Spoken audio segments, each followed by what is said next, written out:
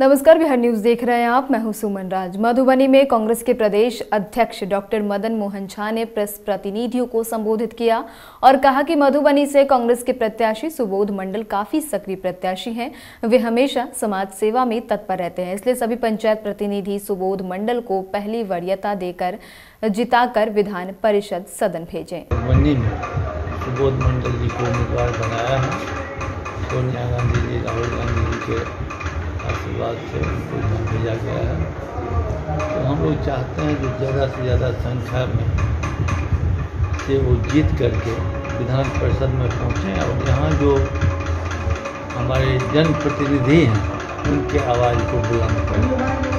इसीलिए हमारे जितने कांग्रेसी हैं, तो उनको लगता है 10 दिन से सारे कांग्रेसी एक मत होकर उनको चुनाव में जिताने का प्रयास कर रहे हैं और काफ़ी अच्छा रिस्पॉन्स भी है। नवादा जिले के नक्सल प्रभावित इलाका रजौली बाजार में मिठाई की दुकान चलाने वाले उदय प्रसाद की बेटी सानिया कुमारी मैट्रिक की परीक्षा में सूबे की सेकंड टॉपर बनी है। उसने 486 अंक लाकर पूरे प्रखंड क्षेत्र का नाम रोशन किया है। सानिया ने बताया कि उसे पूरी उम्मीद थी कि परीक्षा में बेहतरीन उपलब्धि वे हासिल करेंगी। भैया आप बताइए, आपकी बेटी पूरे बिहार में टॉप की है, कैसा लग रहा है आपको अभी? मुझे भी तो अच्छा लग रहा है सर। क्या आप बेटी को आगे पढ़ाना चाह रही हैं? सोच रहे हैं। मुंगेर में छात्रा से अश्लील बातचीत मामले में शिक्षक सहराजद नेता ने आरोप को बेबुनियाद बताया। 12वीं की छात्रा से अश्लील और आपत्तिजनक बातचीत कर लोगों के गुस्से के शिकार हुए शिक्षक सहराजद नेता वीएन ठाकुर ने अपने मंगल बाजार स्थित आवास पर प्रेस कॉन्फ्रेंस कर अपने ऊपर लगे आरोपों का खंडन किया है। मैंने किसी छात्रा को न फोन किया, न किसी छात्रा ने मुझे फोन करके बुलाया। मैं खुद अपने दोस्त के दुकान पर प्रायः बैठता हूँ शाम में। चूँकि असामाजिक तत्वों द्वारा ये घटना घटी है, वो लोग को पता था कि मैं 7 बजे आसपास इस दुकान पर बैठता हूँ। वो लोग 10-20 लड़के आए और गाली गलौज करने लगे और हमारी हत्या की साजिश रची गई थी। अगर समय पर पुलिस प्रशासन नहीं आती तो मेरी हत्या होती। अभी तक किसी भी तरह का कंप्लेन या केस मामला थाना में दर्ज नहीं है किसी के द्वारा। विगत 10 वर्षों से शिक्षा के क्षेत्र में हूँ, स्कूल से जुड़ा हुआ हूँ। मैं शिक्षक के रूप में केएम एकेडमी में कार्यरत हूँ और कुछ लोग जो हमारे विरोध में है, कुछ छात्र को मैंने एक्सपेल भी किया है, आक्रोशित भी हैं। हो सकता है वैसे पुराने छात्र के द्वारा भी इस तरह की घटना में शरीक हुआ होगा। तो ये पूरा मामला क्या माना जाए, निराधार है? ये पूरा मामला निराधार है, कहीं से कोई आधारहीन है।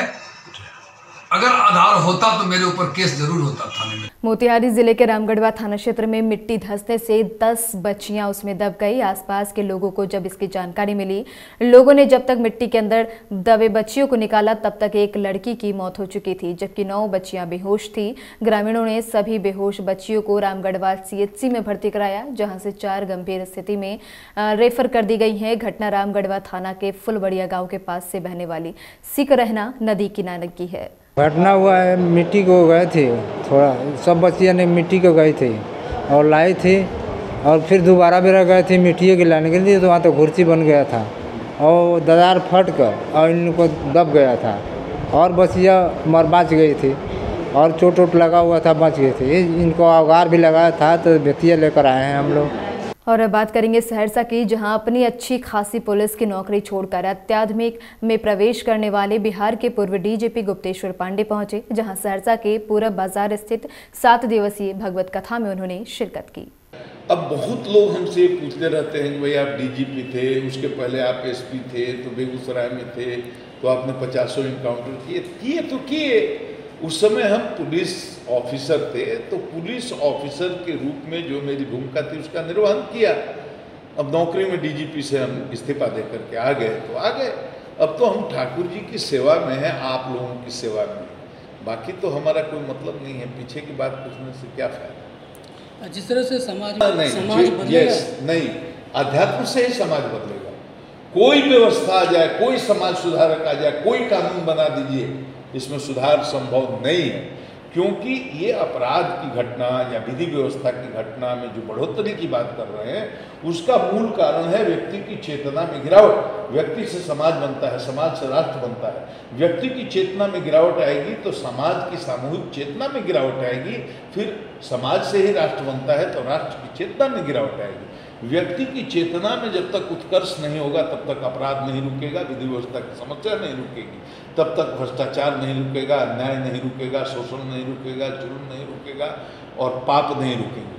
व्यक्ति के विचार में, व्यक्ति की चेतना में उत्कर्ष ही इसका समाधान है। जो तम प्रधान लोग हैं, रज प्रधान लोग हैं, वो जब तक सत्व प्रधान नहीं होंगे तब तक ये सब चाहे जितना लाख यत्न कर लीजिए, जो भी कर लीजिए, ये रुकने वाला नहीं है। पालीगंज की युवती हत्याकांड मामले में पालीगंज अपर पुलिस अधीक्षक ने मामले का उद्भेदन कर लिया है। आपको बता दें कि पिछले 25 मार्च को सिगोड़ी थाने के चढ़ौस में एक युवती का शव झाड़ियों से बरामद किया गया था। मामले में आरोपी युवक मृतका का रिश्ते में फुफेरा भाई लगता है।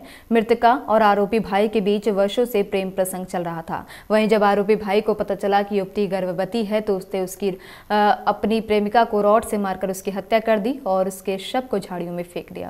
उसकी कटे हुए निशान थे, पूरा मुंह छिला हुआ था, दांत बाहर आ रखे, दांत भी टूटे हुए दांत बाहर थे, सर में भी उसके चोट थी तो लग रहा था कि इसको, और पूरा चेहरे पे ब्लड स्टेन्स थे तो समझ में आ रहा था कि इसको मारा गया है और कोई द्वेष में मार करके और इसको फेंका गया है। इन्वेस्टिगेशन किया गया आगे, अभी तक अज्ञात लाश की कुछ नहीं पता था कि कहाँ है कैसे। इन्होंने अपना गुप्तचर लगाया, बाकी लोगों से जब इन्फॉर्मेशन ली तो एक लिंक मिल रहा था कि मिल्की में, परसबी का मिल्की में एक लड़की कुछ टाइम पहले भाग करके गई थी और जब आगे इंक्वायरी की गई, आगे इन्वेस्टिगेशन किया गया तो उसमें लड़की का नाम पता सत्यापन हुआ। लड़की का नाम उत्तम कुमारी था, मिल्की परसबी का जहानाबाद की रहने वाली थी। 23 तारीख को, 25 तारीख की घटना है, 23 तारीख को वो 9:30-10 बजे के आसपास में अपने ननियाल से भागी थी। फाइनली चीज़ें भी रिकवर हुई है, जिस वेपन से मारा है, और आदमी भी अभी पुलिस की उसमें। क्या नाम है गिरफ्तार का? अकेले ये हत्या कर डाला इसको? अभी तक अकेले किया है, लेकिन इसका एक पार्टनर था। उस पार्टनर का अभी तक के इन्वेस्टिगेशन में संदेह है उस पर कि उसका रोल हो सकता है, तो उस पे काम किया जा रहा है। मधुबनी के बेनीपट्टी मुख्यालय के कटैया रोड में स्थित विवाह भवन में एनडीए समर्थित जदयू प्रत्याशी विनोद कुमार सिंह के समर्थन में पंचायत प्रतिनिधियों के सम्मान कार्यक्रम का आयोजन किया गया, जिसकी अध्यक्षता जदयू नेता और पाली के मुखिया राजेंद्र मिश्रा ने की। कार्यक्रम में मंत्री शीला मंडल, सांसद अशोक यादव, विधायक विनोद नारायण झा सहित कई दिग्गज शामिल हुए। समाज में किसी क्षेत्र की बात आप कर ले, चाहे घर नल जल की बात हो, बिजली की बात हो, चाहे सड़क हो, पुल पुलिया हो, या शिक्षा की बात हो, परिवहन का बात हो, चाहे जिस क्षेत्र में भी आप देखिए, सभी पंचायतों स्तर पर देखिए, महिलाओं के लिए भी माननीय मुख्यमंत्री जी ने 50% का आरक्षण दिया। तो उसकी वजह से आज सभी महिलाएं क्या है, देखिए अगली पंक्ति में महिलाएं ही बैठी हुई है। समाधान करने के लिए यदि पंचायती राज के एक्ट में संशोधन करना पड़ेगा, वो भी मैं माननीय मुख्यमंत्री जी से जो आज तक कभी विधान परिषद में नहीं हुआ था, न ही विधान सभा में, कि सत्तारूढ़ दल का कोई मेंबर बेल में जाए। हमने बेल में गया, अपने कुछ सहयोगियों को लेकर गया और मैंने कहा, सभापति महोदय, मुखिया माननीय जनता के वोट से चुनाव जीत कर आए हैं और जनता किसी अपराधी को चुनने का काम नहीं करती है। बेगूसराय में बुधवार की देर शाम अपराधियों ने बड़ी घटना को अंजाम देते हुए एक सीएसपी संचालक से 3,85,000 रुपए लूट लिए। लूटपाट के दौरान अपराधियों ने सीएसपी संचालक शशि कुमार के साथ मारपीट भी की और फायरिंग करते हुए फरार हो गए। घटना डंडारी थाना क्षेत्र की है। घटना के बाद पीड़ित शशि कुमार ने थाने में लिखित आवेदन देकर अज्ञात अपराधियों के विरुद्ध मामला दर्ज करवाया है। फिलहाल पुलिस पूरे मामले की छानबीन में जुट गई है। सर, हम SBI बैंक से पैसा लेके जा रहे थे सर। हाँ। रास्ते में सर बाइक पहले ही लगा के रखा था, ब्लू कलर का अपाची था सर, उसमें 2 आदमी बैठा हुआ था। अब पीछे से स्प्लेंडर था सर, पीछे से 3 लोग आया था सर, रोका, चिना छट्टी किया सर, वो बंदूक फायर किया सर, ऊपर फायर किया, पैसा छीना, भागे सर। सर हम डंडारी से पैसा लेके घर जा रहे थे, बैंक घर पड़ता, तो हम थाना परिसर में आए, बराऊ थाना पर नहीं थे तो हम टेलीफोन से संपर्क किए तो उन्होंने बेगूसराय से चले हैं ये बताए थे। तो हम बराऊ को बोले जो आप ये आसपास के जितने भी थाना है सबको लेना पर लीजिए और सबको थोड़ा जानकारी दे दीजिए, जिससे घटना बांक पंचायत के अंतर्गत हुआ है। तो बराऊ ही आवश्यक कदम उठाए और तुरंत सब जगह अलर्ट कर दिया और जहाँ भी हो हम लोग पूरे प्रयास में हैं, जहाँ भी हो अपराधी बचे नहीं। विक्रम में साइबर क्राइम का एसएसपी ने उद्भेदन करते हुए पुलिस ने मामले में 2 अपराधियों को गिरफ्तार किया है। मामला विक्रम थाने की है, जहां साइबर क्राइम का पालीगंज अपर पुलिस अधीक्षक अवधेश दीक्षित ने उद्भेदन कर दिया है। बताया गया कि गिरफ्तार किए गए 2 साइबर अपराधियों के पास से विभिन्न बैंकों के एटीएम कार्ड, आधार कार्ड, नकदी रुपए समेत कई अन्य सामान बरामद किए गए हैं। साइबर फ्रॉड से रिलेटेड मैटर था। वादी हैं संतोष कुमार जो पटना में इधर विक्रम के रहने वाले हैं। इनका अम्बे ऑटोमोबाइल का शॉप है पालीगंज में धरारा मोड़ के पास। 16/12/2021 को एक FIR रजिस्टर हुई थी विक्रम में।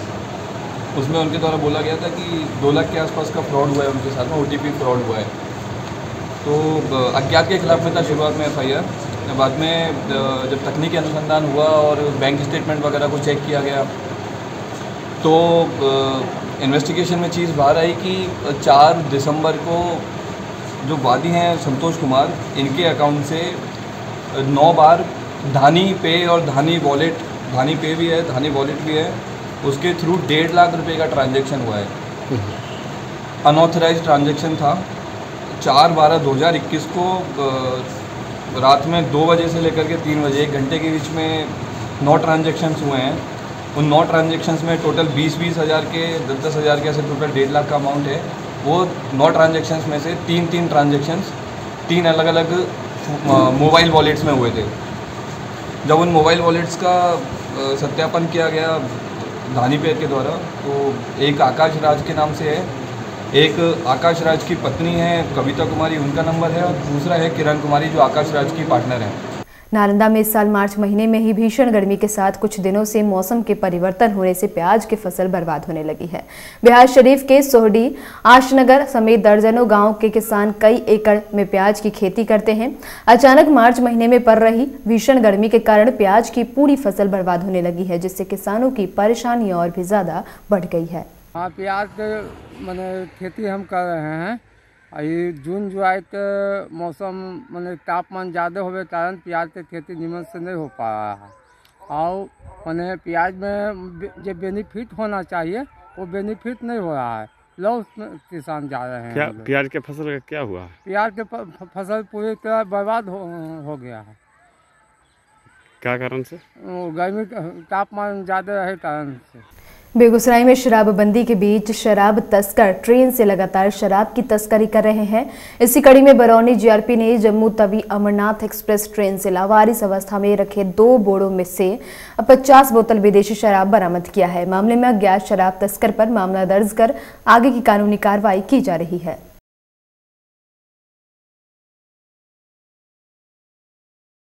पटना के कंकड़बाग में नाला साफ करने के दौरान शराब की कई खाली बोतलें निकाली गई। दरअसल अब बरसात आने को है, इससे पूर्व पूरे राजधानी पटना में नाले को साफ किया जा रहा है ताकि जल जमाव की स्थिति उत्पन्न न हो।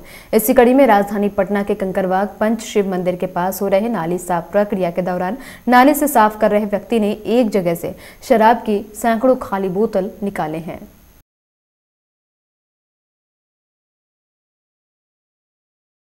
इस बुलेटिन में इतना ही। तमाम अपडेट्स के लिए बने रहे बिहार न्यूज के साथ। नमस्कार।